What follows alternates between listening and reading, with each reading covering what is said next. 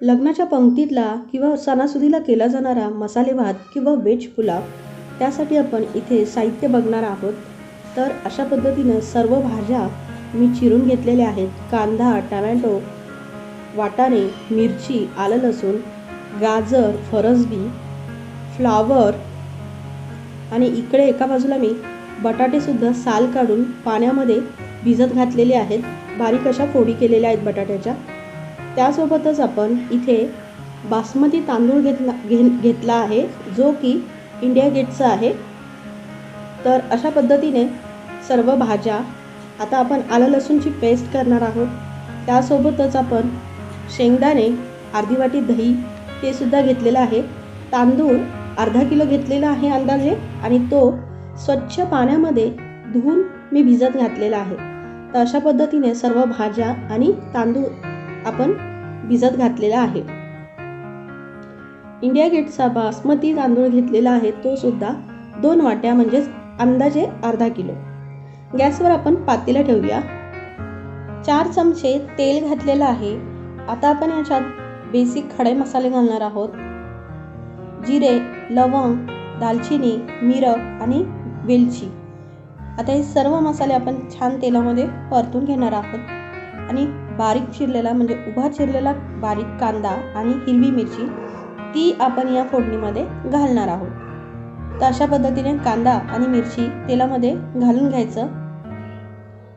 गॅसची flame slow ठेवायची, कारण की खडे मसाले उडू शकतात अंगावरती. छानपैकी मिरची आणि कांदा तेलावरती परतून घ्यायचं. तर मंडळी, इथे ना तेलंगणामध्ये व्हेज पुलाव किंवा मसाले भात कसा केला जातो, तर त्याच्यामध्ये ना भाज्याच नसतात. तर आता आपण चवीनुसार मीठ घालणार आहोत. तर मी अंदाजे 2 वाट्या म्हणजे जवळपास अर्धा किलो तांदळासाठी इथे मीठ घालणार आहे. तुम्ही तुमच्या आवडीनुसार मीठ कमी जास्त घालू शकता. तर जवळपास 3 ते 3.5 चमचे मी मीठ घातलेलं आहे. आता छान आपण कांदा तेलावरती परतून घ्यायचा. मी भाज्या आधीच ना बऱ्याच स्वच्छ धुवून आणि बारीक चिरून घेतलेल्या होत्या. तमालपत्र घालायचं, ते मी मसाल्यातच घालायला हवं होतं. तर अशा पद्धतीने सर्व कांदा तेलावरती छान परतून घ्यायचा. आता आपण 1 बाय 1 भाज्या घालणार आहोत. तर आधी मी फ्लावर घालते. त्यानंतर चांगला फ्लावर आपण तेलामध्ये तळून घेणार आहोत. आता आपण गाजर घालणार आहोत आणि फरसबी घालणार आहोत. हे सुद्धा छान आपण तेलावरती परतून घेणार आहोत. तर तुम्ही इथे रंगाचं कॉम्बिनेशन बघू शकता, किती छान रंगसंगती बसलेली आहे.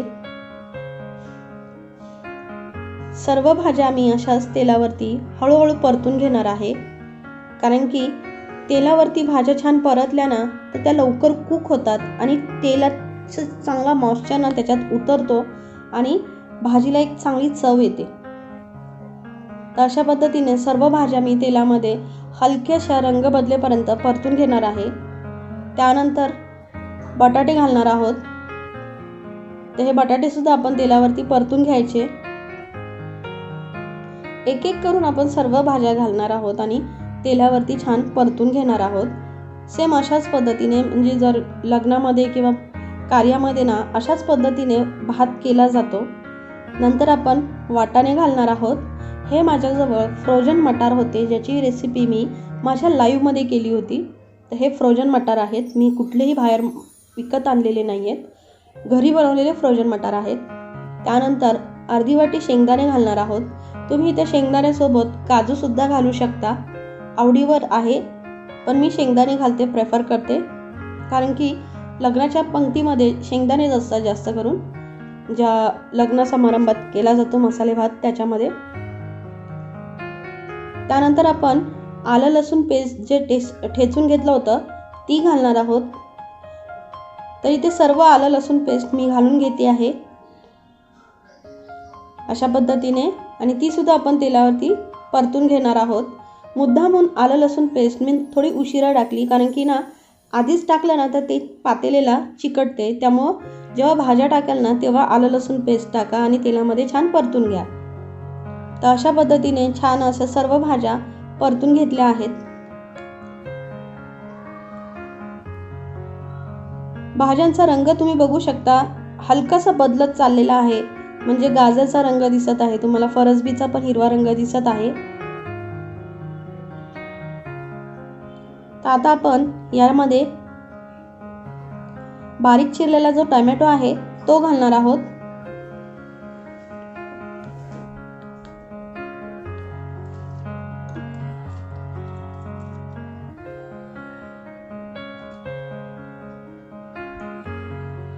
आता हा टोमॅटो सुद्धा आपण तेलावरती छान परतून घ्यायचा.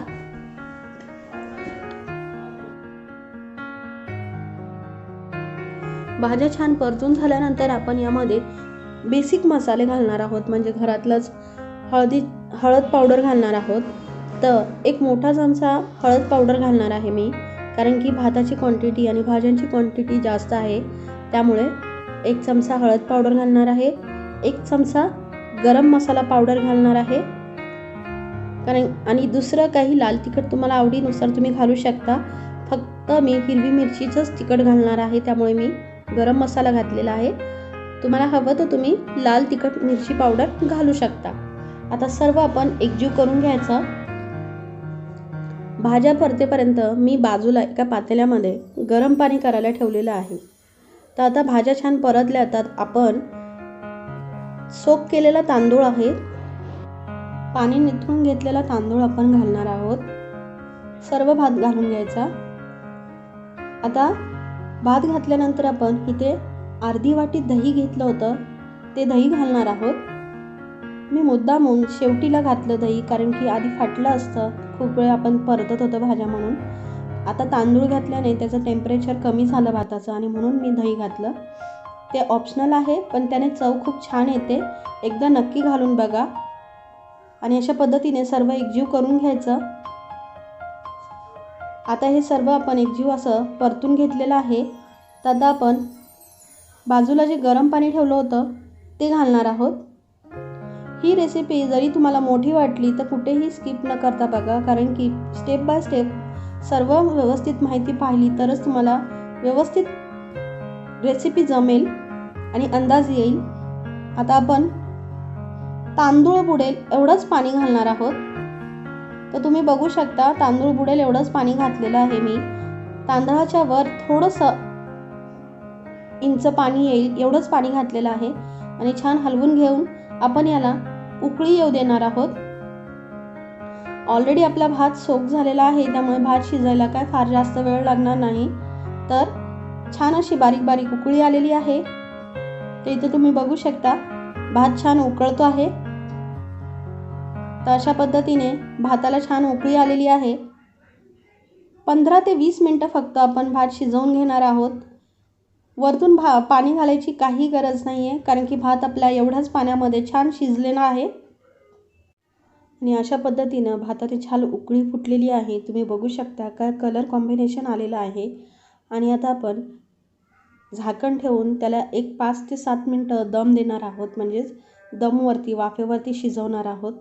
तर अशा पद्धतीने मी झाकण ठेवलं आहे. 5 ते 7 मिनटानंतर आपण झाकण खोलून बघत आहोत. तर पाणी बरोबर सुटलेलं आहे आणि आपला भात व्यवस्थित शिजलेला आहे. तर आता आपण प्लेटिंग करूया. तर अशा पद्धतीने आपला भात, मसाले भात किंवा लग्नाच्या पंक्तीतला पुलाव हा तयार झालेला आहे. तर मंडळी, हा भात तुम्ही दह्याची कोशिंबीर आणि पापड यासोबत नक्कीच एन्जॉय करू शकता. रेसिपी कशी वाटली लाईक, शेअर, सबस्क्राईब आणि हाईप करायला विसरू नका. धन्यवाद.